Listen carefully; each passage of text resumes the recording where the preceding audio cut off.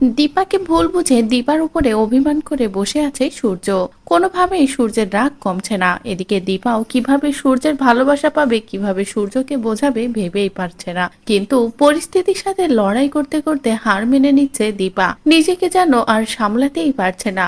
একটার পর একটা মিশকা যেভাবে ষড়যন্ত্র করছে, মিশকা সেই ষড়যন্ত্রের শিকার হয়ে দীপা পুরো শেষ হয়ে যাচ্ছে।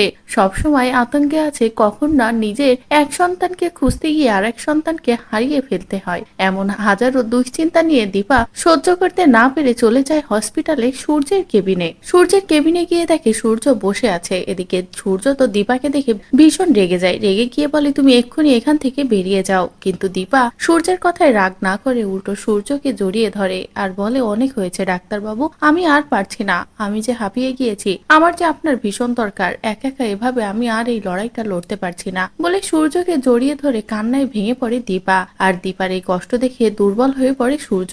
সূর্যও নিজেকে আর সামলাতে পারে না যে দীপার কি হয়েছে, কেন দীপা এত কষ্ট পাচ্ছে।